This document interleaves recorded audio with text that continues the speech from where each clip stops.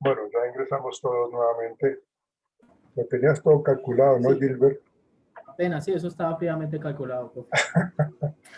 Sí, está fríamente calculado. Bueno, profe, y para finalizar, pues quería hacer la aclaración que estas técnicas organizacionales de la percepción y la atribución son usadas mucho por los jefes, ¿sí? Pero no necesariamente quiere decir que con esto, o sea, que esto sea una verdad absoluta, ¿sí? Porque finalmente la verdad absoluta la va a tener es la persona a la que estamos eh, atribuyendo esto.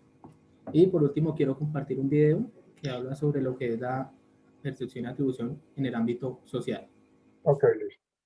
Ah, espérate, ya te habilito porque como tenemos que ingresar nuevamente, o tuvimos que ingresar. Ya, ahora sí ya lo puedes hacer, Gilbert.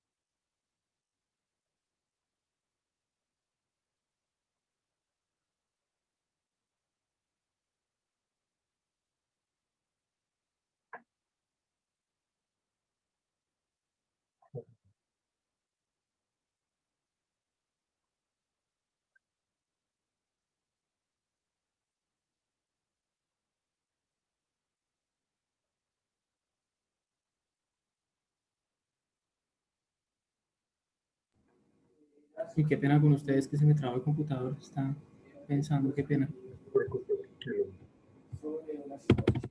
Ya.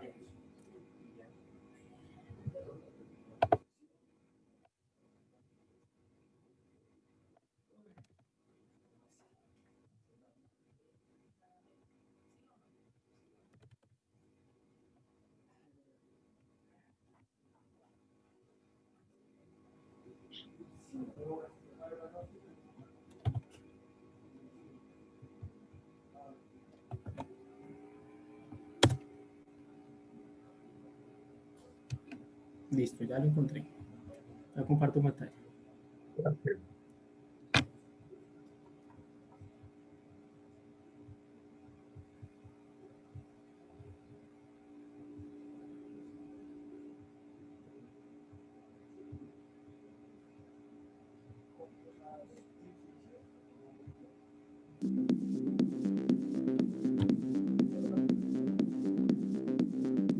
¿Sí están escuchando? Sí, señor. Buenas, ¿cómo andan? En el día de la fecha les voy a explicar lo que son los sesgos atribucionales o sesgos perceptivos en definitiva. Con atribución nos referimos a la tendencia a explicar la conducta propia o la conducta ajena siguiendo una serie de preceptos, de parámetros, de creencias, donde siempre el objetivo final de esta percepción es resguardar y proteger la integridad psíquica de la persona que percibe. Esto nos va a servir a modo de ejemplo como para poder orientarnos un poco con lo que veníamos planteando hasta el momento en esta lista de reproducción de psicología social, donde vimos a muy grandes rasgos que desde el construccionismo social se plantea que no existen realidades o verdades absolutas, sino que toda verdad y toda realidad es relativa y que cada persona, según la cultura a la que pertenezca y según las ideologías, los valores y las creencias que tenga y que le han sido transmitidas, percibirá la realidad de una determinada manera o de otra. Y siempre va a percibir la realidad de una forma sesgada. Es lo que yo ya abordé en otros videos donde hablé del efecto Edipo, efecto Pigmalión, profecía autocumplida, sesgo de confirmación, etc. Es decir, percibimos a la realidad de una forma completamente subjetiva, donde la realidad y la percepción no es más que alimento para nuestras propias creencias, ideas y pensamientos. Entonces siempre lo que percibimos está determinado por nuestras ideologías y por nuestras creencias preconcebidas anteriormente. Entonces, con los sesgos de atribución vamos a ver cómo se percibe la realidad y cómo entendemos la conducta propia y ajena ante determinadas situaciones, siempre percibiendo a estas situaciones de una forma completamente subjetiva. Entre los tantos sesgos que existen, hay uno que se llama el sesgo fundamental de atribución, que es el que vamos a ver hoy. Este sesgo lo que tiende es a hacer lo siguiente. Se percibe y se explica la conducta de los demás en determinadas situaciones bajo causas y factores internas, mientras que la conducta propia en situaciones similares la vamos a explicar y la vamos a entender bajo factores situacionales o externos. Yo no entiendo, de verdad que no entiendo. Paso ahora a explicar con este ejemplo para que se entienda bien a qué remito cuando hablo de externo y de interno. Por ejemplo, pensemos en la siguiente situación. Nosotros vamos caminando y vamos a cruzar la calle, está en rojo para los autos, en verde o en blanco para el peatón. Estamos por cruzar y vemos que hay un vehículo en la senda peatonal obstruyendo el paso. ¿Qué vamos a pensar nosotros? Vamos a tender a atribuir la conducta del otro a causas internas. ¿Con qué me refiero a causas internas? A su maldad, es decir, a características personales de ese sujeto. En este caso vamos a decir, no sé, es una mala persona, es un egoísta, típico de argentino, que así nos salimos más adelante, etcétera, ¿no? Empezamos a reproducir todos estos discursos sociales que circulan a veces con nosotros mismos. Sin embargo, si yo me comporto de una forma similar, si soy yo el que estoy manejando y me posiciono encima de la senda peatonal y otro no puede cruzar, ¿qué voy a decir? No es mi maldad, no soy yo, no es que yo soy egoísta, que soy un argentino promedio, ni nada de eso. Voy a decir, no, bueno, justo me cortó el semáforo rápido, no me dio tiempo a frenar, justo me distraje por un cartel que vi en la calle. Entonces, vamos a tender a percibir esa situación, si somos nosotros los que hemos cometido eso, siguiendo y posibilitando que nuestra autoestima y nuestra integridad psíquica no se venga abajo, ¿no? Tenemos que percibir esa realidad, esa situación, conservando nuestra psiquis y una autoestima alta. Entonces, acá se ve claramente la subjetividad a la hora de percibir la realidad. Siempre una subjetividad que tiene como tendencia a proteger la integridad psíquica de la persona que percibe. Siempre es así. Otro ejemplo. Supónganse que una persona se saca un 10 en una evaluación. Cuando llega a la casa y le cuenta a la madre, ¿qué le va a decir? Ma, me saqué un 10. Ma, yo me saqué un 10. En cambio, es decir, se lo atribuye a su esfuerzo, a su mérito. En cambio, si se saca un 1, ¿qué va a decir probablemente? Va a llegar a la casa y no va a decir, ma, me saqué un 1, yo me saqué un 1. Va a atribuirle ese resultado a situaciones externas. Ma, me pusieron un 1, ¿no? Ma, la profesora me puso un 1, no sé por qué me puso un 1, ¿no? Como si uno no tuviese responsabilidad en esa situación, como si uno hubiese estudiado y le pusieron un 1 por maldad. Pero bueno, acá vimos también cómo se percibe subjetivamente con la misma finalidad. Un sesgo que busca conservar la salud psíquica del sujeto. Otros ejemplos. Bueno, no voy a dar nombre porque no quiero tener problemas. No hablé. Pero voy a decir voy a hablar de una persona que conozco, ¿no? Una persona que conozco bastante, y que tenía una familia, tiene una familia conservadora, digamos, por ser generoso y no decir una familia medio de derecha. Y esta persona, ella no tanto, pero más bien su círculo familiar siempre reproducían el discurso de que, obviamente los problemas de la Argentina son los problemas de los gobiernos populistas, ¿no? Que buscan mantener a los vagos con los planes sociales, que la plata del Estado que ellos pagan con tantos impuestos que le sacan va para los vagos y que ese es el motivo de todos los problemas, que así nunca se va a salir adelante, etcétera, etcétera. Ahora bien, ¿qué pasó? La hermana de esta persona de la que hablo trabajaba para el Estado y en un momento dado tuvo un problema psicológico bastante grave, digamos, para el cual le dieron licencia, que era lo que correspondía. Entonces le dieron una licencia de aproximadamente, creo que fue como medio año que le dieron licencia. Obviamente, si vos estás de licencia, seguís cobrando el sueldo porque es lo que corresponde y está muy bien que así sea. Y pasados los 6 meses, esta persona fue dada de alta, o sea, ya no estaba mal, podía volver a trabajar. Sin embargo, el padre de esta familia en cuestión y el padre de esta persona que estaba de licencia trabaja en el rubro de la salud, digamos, de la medicina. Entonces, el psiquiatra que le había dado la licencia a la hija era un conocido de él.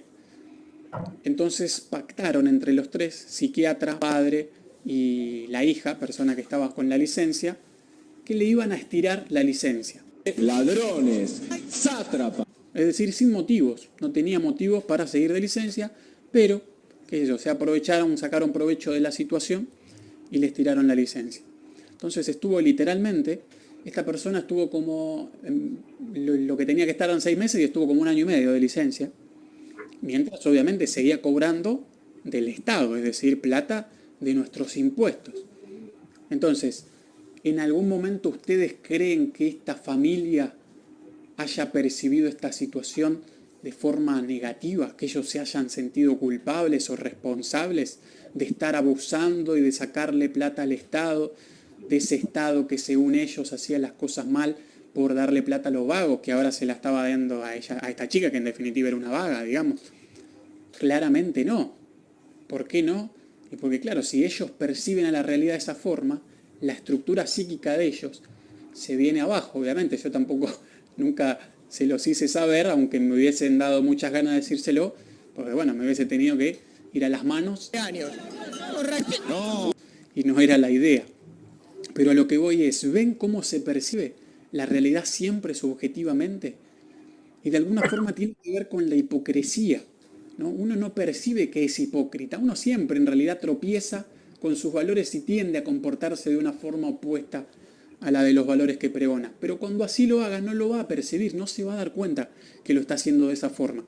¿Por qué? Porque tiene que conservar su integridad psíquica de una determinada manera. Otro ejemplo, también muy que suele suceder, siempre se atribuye uno cuando tiene éxito causas internas en este caso, ¿no? Lo individualiza. Si le ha ido bien en algo, gracias a mi mérito, a mi esfuerzo, nunca hay, o sea, no hay ninguna causal más que la del mérito propio. Que bueno, obviamente acá también entra un poco el discurso social del capitalismo, de la meritocracia, etcétera, pero es muy interesante ver esto, cómo en esas situaciones es el esfuerzo puramente individual y se olvidan y no perciben que hay un montón de otros factores, de infinidades de factores sociales que le han permitido a esa persona posicionarla en un lugar de éxito o de privilegio, llamémosle. No estoy negando que esa persona no se haya esforzado, lo que estoy diciendo es que siempre uno va a percibir que se ha esforzado, pero no tendría que negar tampoco la existencia de otros factores. Veámoslo puntualmente. En el periodismo, por ejemplo, tenés al Leuco el de anteojitos, el jovencito, no me acuerdo el nombre. Padre de Leuco, el padre es Leuco, también un periodista de renombre. Leuco, probablemente hijo, esté ahí porque sabe mucho, porque ha estudiado, no lo voy a negar. Pero no se puede disociar esa causal y ese factor del otro factor que es el hijo de Leuco padre, ¿no? Entonces eso influye también significativamente. ¡Claro, boludo! Lo mismo la nieta de Mirta Legrand, que ahora está con el programa, Juana Viale. Bueno, acá tal vez un caso más particular, porque para mí esa mina, bueno, no es ni periodista, por ejemplo, y ejerce de periodista, es actriz, si no me equivoco nada más. Y hoy en día conduce un programa. Y probablemente Juana Viale se perciba a sí mismo como una persona que ha hecho todo para merecer estar en ese lugar. Y repito, no voy a decir que no, yo no voy a negar que no sea forzado, pero influye muchísimo, y en este caso me animo a decir que más, el factor de ser la nieta de. Sin embargo, en otras situaciones, tal vez estas personas ven a alguien que recibe ayuda del Estado, por ejemplo, volviendo al tema político. Bueno, volviendo, pero me refiero a que estas personas tienen ideologías políticas. Juana Viale, Leuco claramente tienen sus ideologías y a veces reproducen esta serie de discursos. Y ellos que están ahí no solo porque se han esforzado, sino también porque tienen familiares, tal vez si ven que el Estado intenta ayudar a otra persona que no tiene ningún familiar como para estar acomodado en algo, ¿y qué dirán ellos? Ah, no, pero son vagos, que no se han esforzado, que en la vida hay que esforzarse.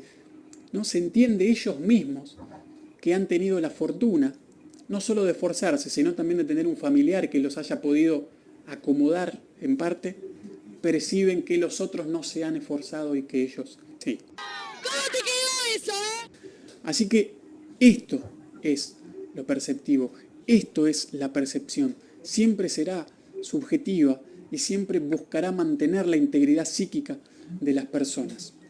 Y por último, me remito, si bien es otro marco teórico completamente diferente, paso al psicoanálisis, paso a ver a Freud, que él tiene un texto que se llama Duelo y Melancolía, donde ahí aborda estas dos situaciones. La melancolía se aborda como un caso más bien patológico, a diferencia del duelo, y la melancolía tiene una característica, a diferencia del duelo, que es que la persona se siente culpable. El melancólico siente que es responsable de algo y quiere ser castigado por eso, se siente mal. Lo que va a decir Freud es que el melancólico muchas veces se siente culpable y el juicio del melancólico es más acertado que otra persona. Es decir, está diciendo que el melancólico está percibiendo la realidad de alguna forma objetivamente. Es decir, el melancólico tiene motivos para sentirse culpable y por eso se siente culpable. Pero lo que va a decir Freud y lo que no entiende es por qué el melancólico se siente culpable. Él lo que dice es, una persona sana no debería de sentirse culpable, no debería de percibir la realidad de esa forma. Debería de percibir la realidad subjetivamente y sentir que no es responsable de nada, o al menos que no es tan responsable como para ser merecedor de tal castigo que el melancólico sí cree. Entonces vemos acá esta distinción que hace Freud entre la sanidad y la patología, donde básicamente la diferencia radica en eso, en la percepción de la realidad, en donde el sano percibe la realidad bajo un juicio sesgado y el melancólico percibe la realidad bajo un juicio no tan sesgado, más objetivo, y justamente es eso la característica que lo envuelve y que lo pone en esta situación patológica. Increíble.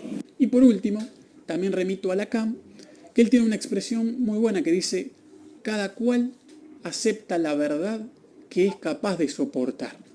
Excelente. Acá vemos también cómo la percepción subjetiva interviene.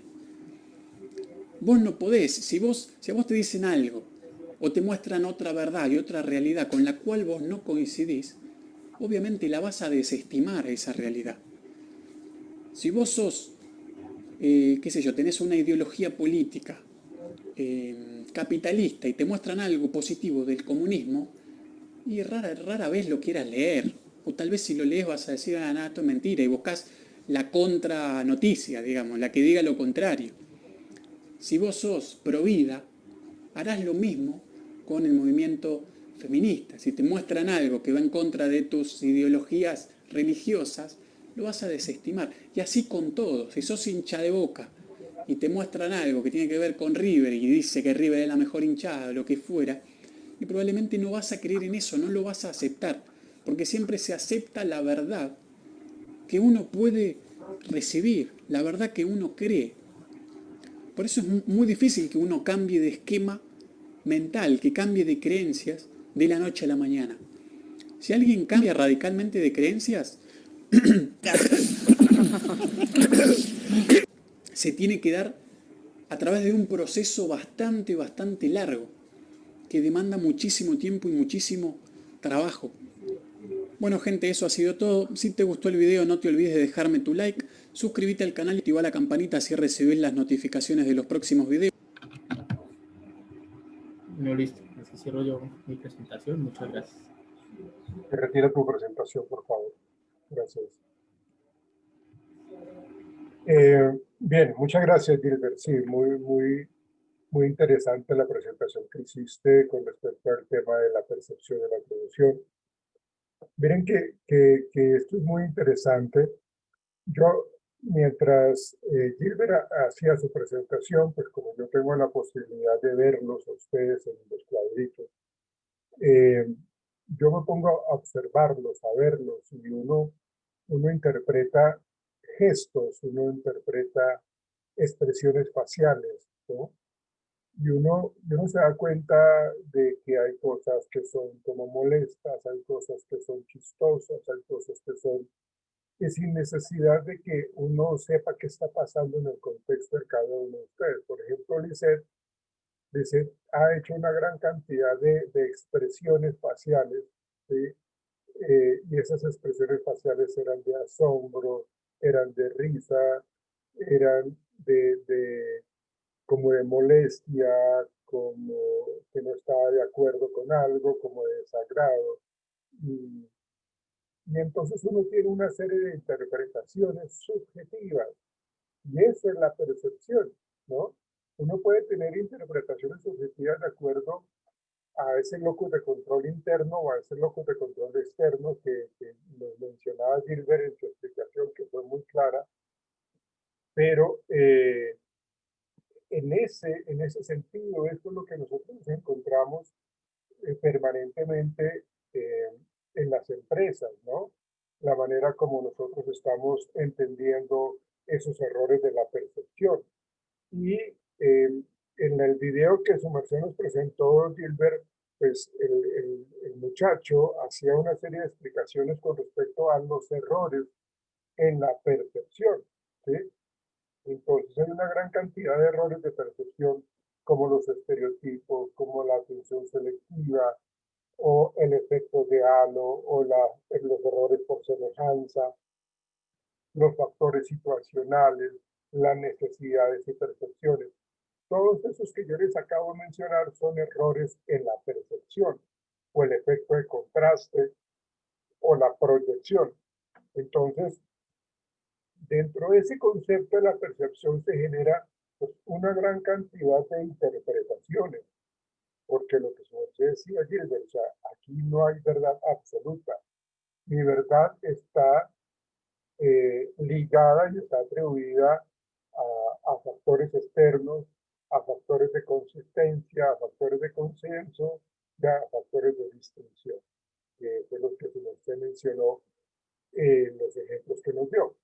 Pero realmente nosotros debemos entender de que ese proceso de la percepción es un proceso netamente cognitivo de nosotros como personas, en donde consiste en ese reconocimiento, en esa interpretación, pues en ese significado que tenemos nosotros o elaboración de juicios en torno a las apreciaciones obtenidas de nuestro ambiente físico y de nuestro ambiente social. Lógicamente también intervienen otros procesos psíquicos como el aprendizaje. En la medida que yo tenga un aprendizaje mucho más alto, pues mis percepciones van a cambiar también. Si mi aprendizaje es un aprendizaje limitado, pues mis percepciones van a estar también asociadas a ese aprendizaje limitado, a la memoria y a la simbolización. Entonces, la percepción ha sido concebida como un proceso cognitivo, ¿sí? En donde consideran como un proceso más o menos distinto con respecto a las diferencias del proceso de conocimiento. Porque el conocimiento está ligado a una realidad, a unos argumentos. Lógicamente aquí influye el aspecto social y el aspecto cultural, pero el conocimiento en general es único, ¿sí?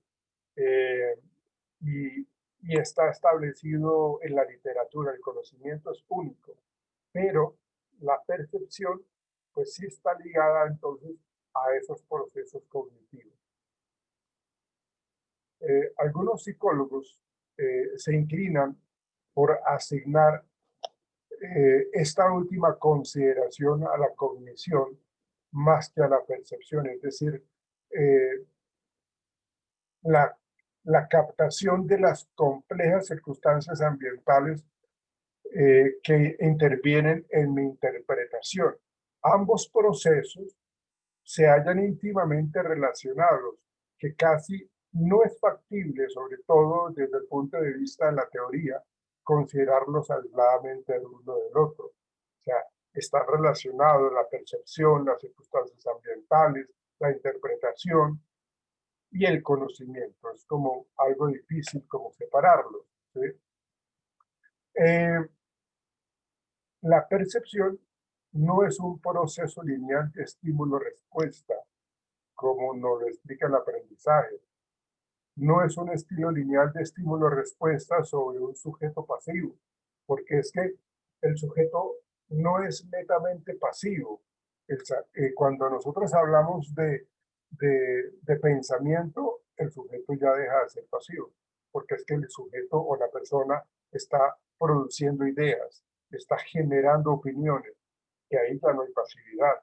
Entonces no es que simplemente sea como las ratas de laboratorio, como hay un estímulo, se genera una respuesta. No, en este caso, el sujeto ya no es pasivo, ¿sí? Está en medio de una serie de procesos en constante interacción donde el individuo y la sociedad tienen un papel preponderante, tienen un papel supremamente activo en la conformación de las percepciones, ¿sí?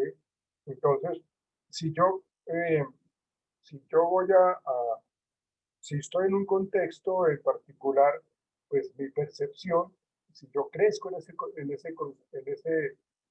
ese medio ambiente en particular, pues seguramente todos mis procesos cognitivos van a estar ligados a ese grupo social, ¿sí?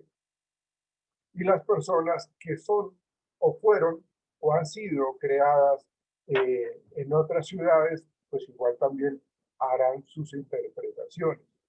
Entonces, tiene que ser muy importante para nosotros el entender de que la percepción, lo que la interpretación que hacemos nosotros cuando percibimos algo, depende mucho de esos factores, del entorno ambiental, de las diferencias individuales, de las prioridades, de todo ese manejo que nos termina a nosotros preparando para poder dar esa interpretación. Entonces, el tema de la percepción a nivel organizacional, fíjense ustedes cómo las cosas se van interpretando de acuerdo a lo que es el comportamiento del jefe, ¿sí? El ejemplo que Gilbert nos dio con respecto a cómo cuando llegó a la empresa, él dijo, esta señora sí que es de mal genio. Él atribuyó ese tipo de comportamiento, ese tipo de conducta a que era una persona supremamente irascible y malgeniada. Pero lógicamente él tenía que corroborar o quiso corroborar de que sí realmente era así. Y él recibió de boca de otras personas pues interpretaciones diferentes. Inclusive hicieron una interpretación o una justificación de que ella es santanderiana. Y como es santanderiana, pues entonces las santanderianas por lo general no hablan, sino están prácticamente gritando. Y no es que insulten, sino que así hablan. Ese es su tono de voz. Entonces, cuando uno llega a un contexto, y a mí me pasó algo similar, cuando yo estaba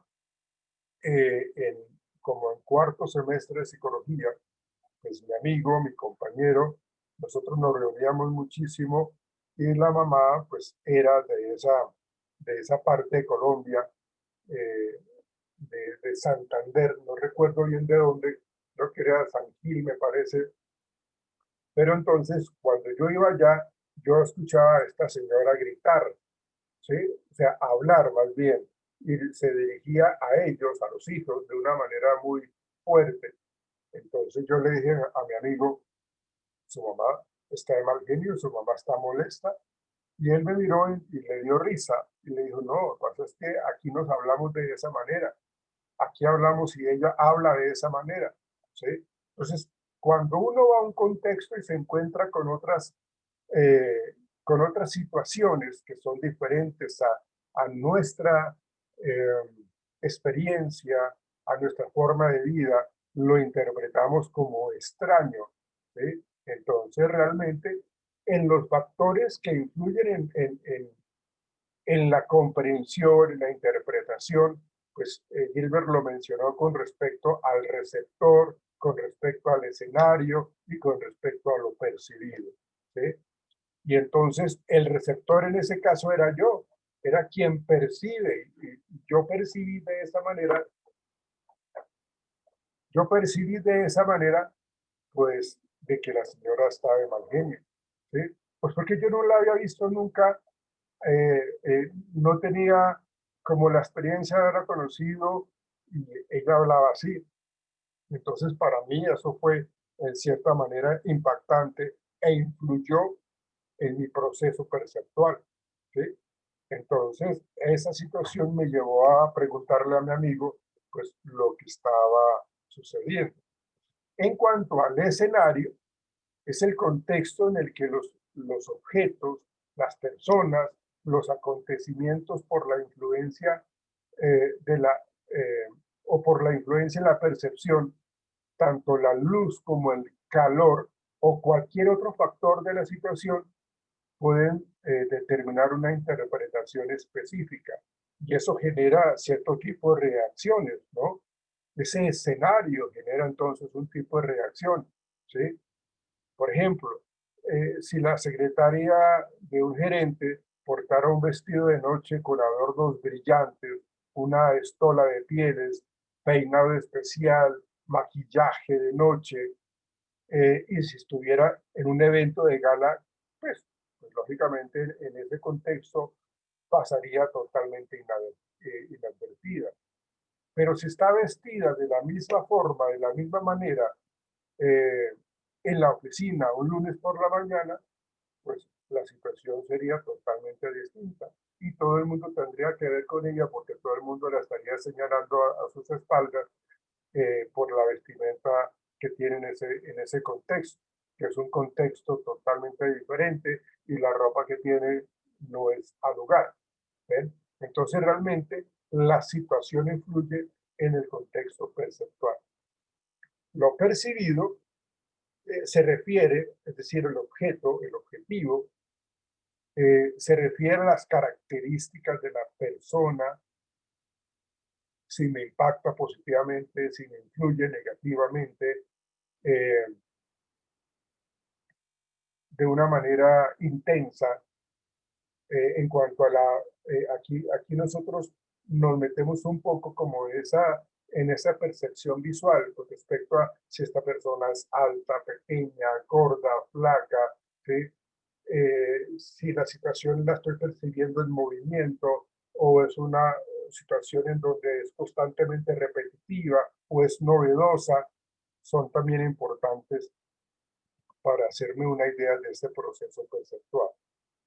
Por ejemplo, hablando de lo que tiene que ver con lo percibido, o sea, yo soy la persona que percibe, yo soy el receptor quien recibe, pero también hay un objeto al cual yo estoy observando. Entonces, el ejemplo que yo les quiero plantear es que si un auto deportivo rojo brillante se distinguirá entre 6 eh, carros grises o no, pues seguramente lo percibido me va a determinar de que ese carro rojo brillante es un Ferrari, entonces va a sobresalir eh, con relación a los otros carros grises, ¿sí? El hablar en voz baja o gritar se notará dentro de un grupo que realizará conversaciones ordinarias. Fíjense cómo lo percibido tiene que ver con eso, ¿sí? Eh, En cuestión de tamaño, la gente bajita o la gente alta tiende a ser percibida de manera diferente, con mayor facilidad que las personas de estatura promedio, ¿sí? Por lo general, en cuanto al movimiento, los objetivos o los objetos se perciben de forma diferente cuando están fijos. Entonces, fíjense cómo la percepción nos juega siempre unas circunstancias bastante curiosas porque nos hace interpretar, nos hace entender las cosas de una manera particular. Y como es algo subjetivo, pues es algo que está presente en nuestro proceso cognitivo, ¿sí?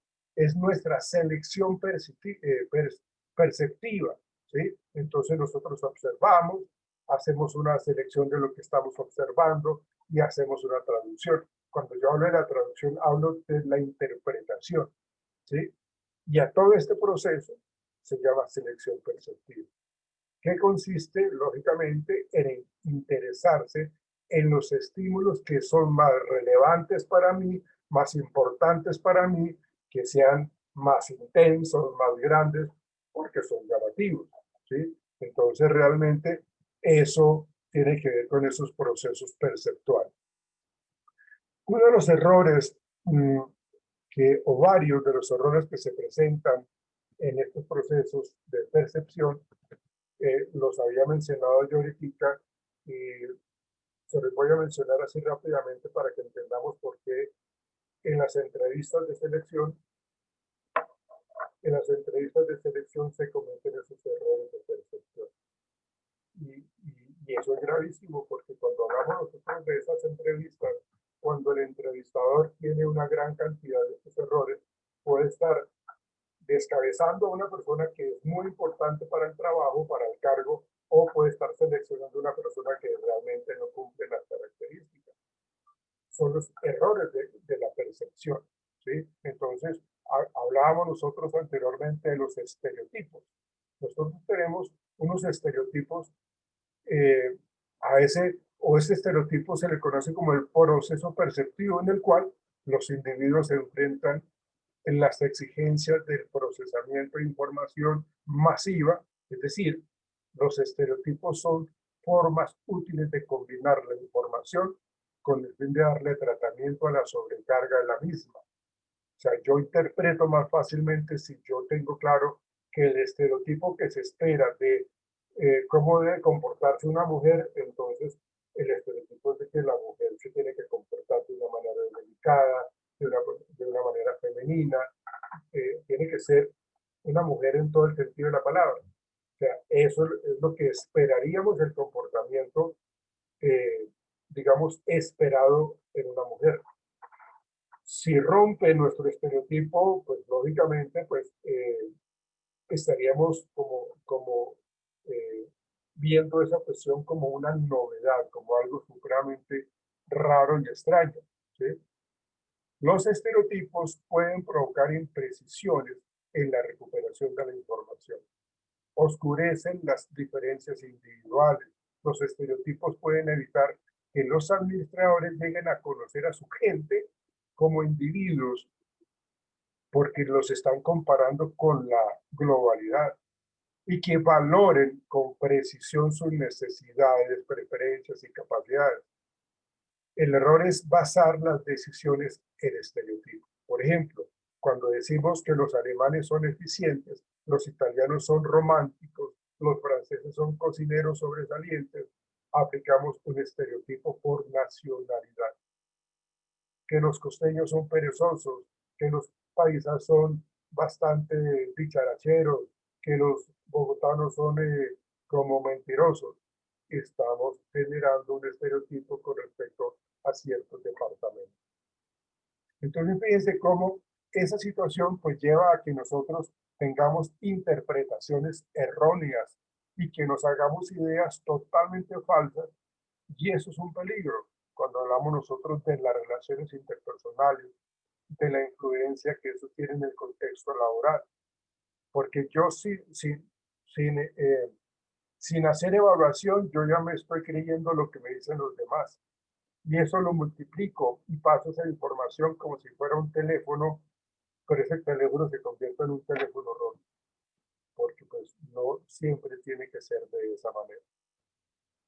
Y ahorita nos va a sacar la plataforma, y ahorita continúo hablando de los otros errores de percepción. Entonces, permítame ya regresar.